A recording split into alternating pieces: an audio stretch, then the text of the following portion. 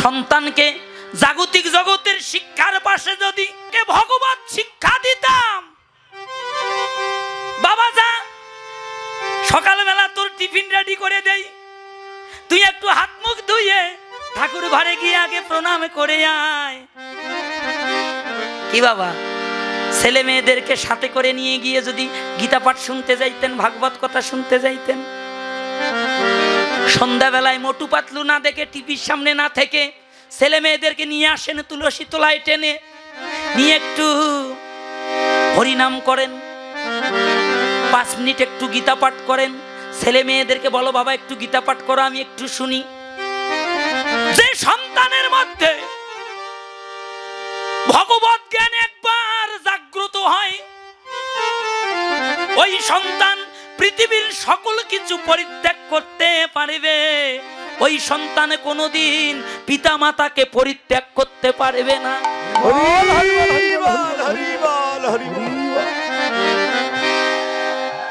এই যে মায়েরা কথাটা শোনেন, তার প্রমাণ দেখেন। অন্ধমুনির পুত্র কে? সিন্ধুমুনি। কাঁধে করে এক পাশে মা, এক পাশে বাবা, ভক্তদের দাঁড়ে দাঁড়ে নিজে কাঁধে করে নিয়ে যায়, হরি নাম করে আর ভিক্ষা মাগে। যা পাইতো তাই রন্ধনে করে ভোগ লাগাইয়ে পিতা মাতার সেবা দিয়ে নিজে প্রসাদ পেত।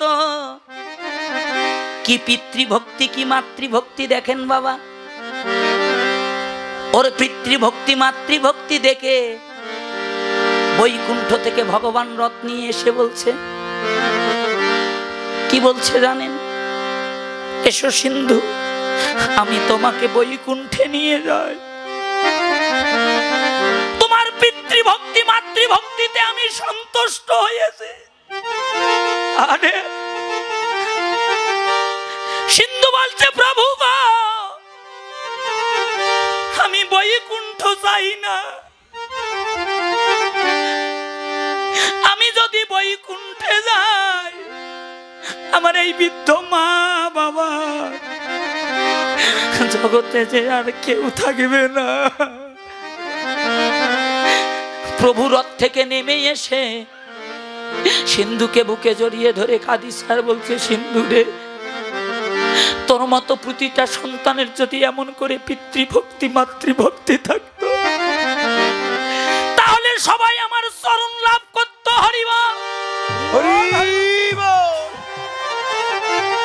বাবা গো, আদি গুরু পিতা মাতা, সন্তানের মধ্যে যদি প্রেম ভক্তি জন্মায়, ভগবত প্রেম ভক্তি, ওই সন্তান পৃথিবীর সকল কিছু পরিত্যাগ করতে পারবে, কোনদিন মা বাবাকে পরিত্যাগ করতে পারবে না। এই জন্য মায়েদেরকে বলি, শোনেন, ছেলে মেয়ে বড় হলে আর পিতা মাতার ভাত হয় না, হয় হতে চায় না। পিতা মাতা তখন সংসারের বোঝা হয়ে দাঁড়ায়। মায়ের 10টা সন্তান থাকলে ওই 10টা সন্তানকে মা 2টা স্তনের দুগ্ধ দিয়ে লালন পালন করে, আর সেই সন্তান বড় হলে সন্তানের কাছে আর পিতা মাতার ভাত হয় না বাবা। তখন বোঝা হয়ে যায়, এই ছোট তুই 5 দিন খাওয়া, বড় তুই 5 দিন খাওয়া, আমি 5 দিন খাওয়াবো। কত পরিশ্রম করলেন, নিজে না খাইয়ে সন্তানকে খাওয়াইয়ে লেখাপড়া শিখাইয়ে ছেলেকে ম্যাজিস্ট্রেট বানাইলেন। লাভ কি বাবা? আছে লাভ? ওই ঢাকা শহরে 5 তলা ফ্ল্যাট কিনে নিয়ে ছেলে আর ছেলের বউ থাকে, বাড়িতে চাকর দিয়ে বৃদ্ধ বাবা বৃদ্ধ মাকে দেখাশোনার করার জন্য রেখেছে। কি লাভ হলো? মহাজন বলল, কোনো লাভ হলো না। পিতা মাতা যখন এই জগতে নিয়ে এসেছিল বাবা, ওই লালন পালনের দায়িত্বটা কি মা আর বাবা কাউকে দিয়েছিল না? দেয়নি বাবা। আপনাদের কাছে আমার করজোরে মিনতি, এই জন্য ছেলে মেয়েদেরকে শিক্ষা দেন ভগবত শিক্ষা মা। দেখবেন ওই সংসারে যদি একটা বিশুদ্ধ কৃষ্ণ ভক্ত সন্তান থাকে, বংশে যদি একজন কৃষ্ণ ভক্ত জন্ম নেয়, এর পাওয়ার কতটা শক্তি জানেন? পিতৃকুল 14 পুরুষ, মাতৃকুল 14 পুরুষ যদি কেউ নরকেও থাকে, একজন কৃষ্ণ ভক্তের কারণে এই পিতৃকুল মাতৃকুলের যারা নরকে আছে তারা উদ্ধার হয়ে যায়। নিতাই গৌর।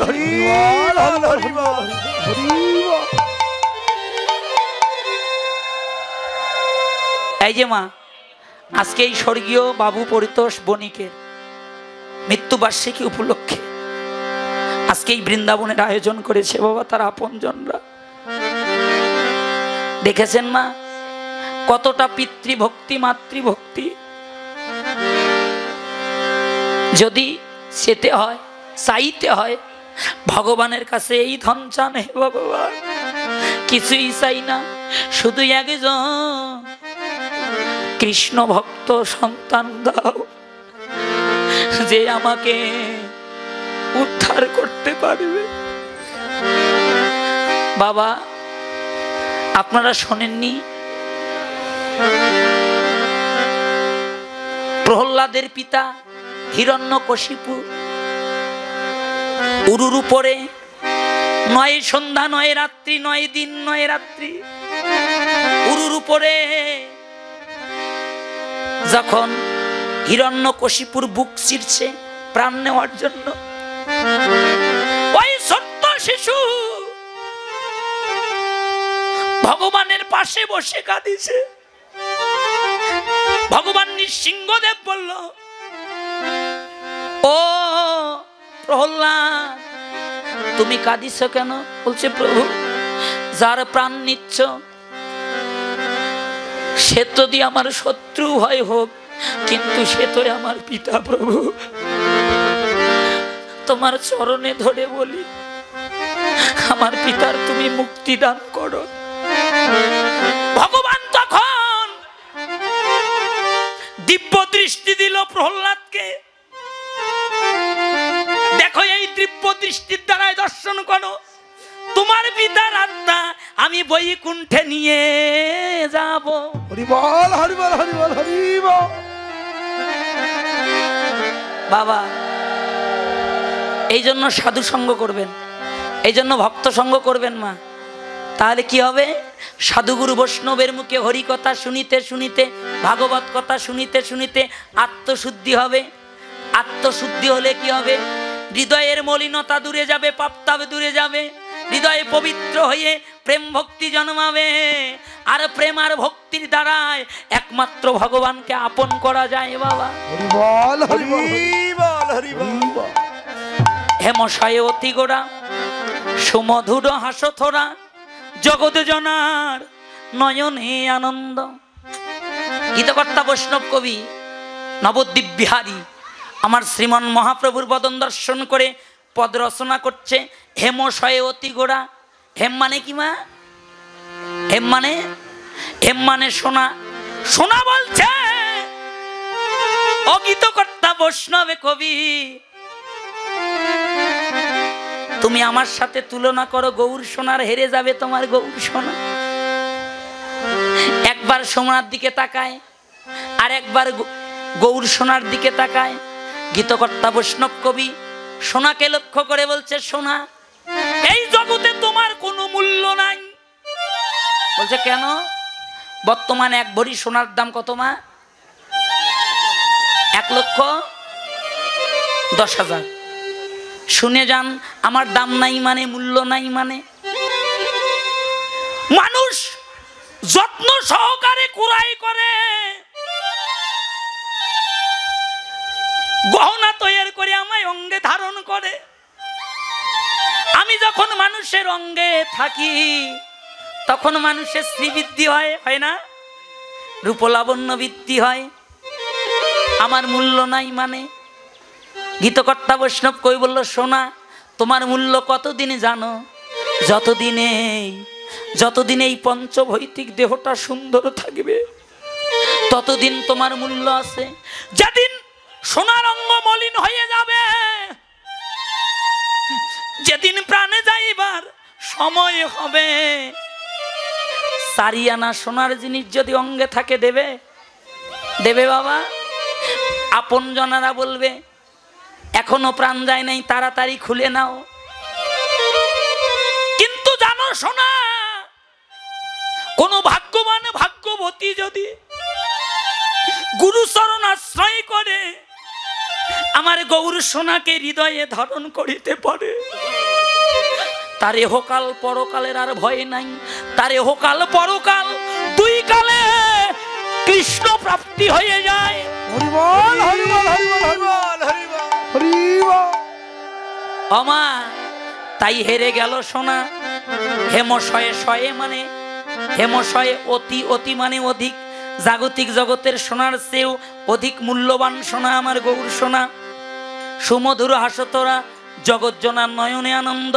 দেখছে আর লিখছে, দেখে যাও প্রীতির মূরতি কিয়ে রূপ স্বরূপ ধর।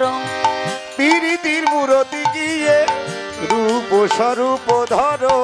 ওই সন প্রতি অঙ্গ বন্ধে আহারে, ওই জন প্রতি অঙ্গ বন্ধে, আহারে, ওই সন প্রতি অঙ্গ বন্ধে, আহারে, ওই জন প্রতি অঙ্গ বন্ধে।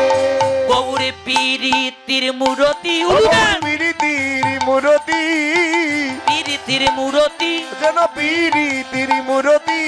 নাশিতে কুরীতি ধরিল মূরতি, নাশিতে কুরতি ধরিল মূরতি। ওই সন প্রতি অঙ্গ বন্ধে, আহারে, ওই জন প্রতি অঙ্গ